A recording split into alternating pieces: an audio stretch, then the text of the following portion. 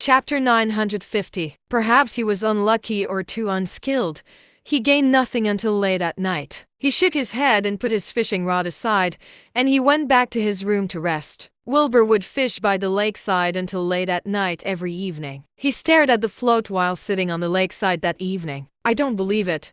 Is there no fish that would take the bait?" scolded Wilbur. Suddenly, Faye walked towards him in a casual outfit. She sat on the field. "Why are you scolding the fishes?" teased Faye. He sighed and replied, "It's been a few days, but no fish would take the bait.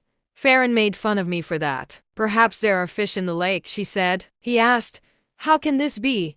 We see fish in the lake all the time, but why do they disappear when I'm fishing?" She laughed and quietly accompanied him. It had been a while since he spent time leisurely, and it felt quite nice to him. It was rare to spend time in peace and quiet. "I'm sorry," Wilbur apologized all of a sudden. She smiled and said, "It's all right.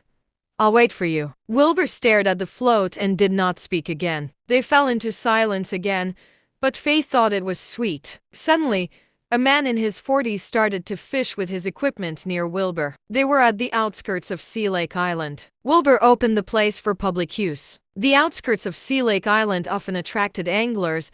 They could sit there all day. The man set up his chair and then found a spot to load up his rod.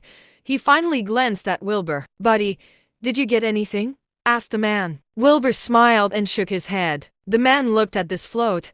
Then he walked over with his bait to help Wilbur. "Newbie, huh?" "Yes.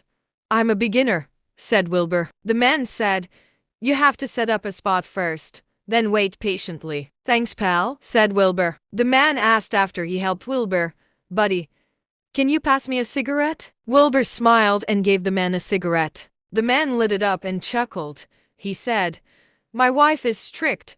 I only have enough money for bait, and none left to buy cigarettes." Wilbur smiled to show that he understood. The man returned to his chair and started to stare at the float. Faye yawned around 9 at night. She said, "I won't accompany you anymore. Go ahead and continue fishing." "All right. You should go back and rest," Wilbur said with a smile. Faye stood and glanced at the men several meters away. She walked towards the bridge. Time passed, and it was 12 midnight. The man caught 3 fish, but Wilbur still did not catch anything. He sighed and started to pack his tools. "Pal, are you going home yet?" asked Wilbur while looking at that man. The man said, "I'm not going home tonight. My wife said she won't allow me to go home if I dare come fishing tonight. I'm not going home. I'm not afraid of her." "Huh. Your wife sounds like quite the character. What's your name?" "Baz Henley. What about you, buddy?" "I'm Wilbur Penn." The man nodded and smiled. Wilbur took out his cigarette pack and placed it on the man's equipment. He said, "You should go home." "I'm not doing it. You don't know my wife. I won't get any sleep tonight if I go home now," said Baz. Wilbur laughed. Suddenly, a ray of blade energy shot across the water and went straight for Wilbur. The lake erupted with a terrifying energy all of a sudden. Baz exclaimed and fell backward to the ground. Wilbur looked displeased, and he instantly activated his spiritual energy. However, he looked shocked. His spiritual energy seemed to be interrupted by something. He could not use them at all. He could not cast spells that he usually commanded at will. At that moment, the blade energy could very well be a fatal threat to him.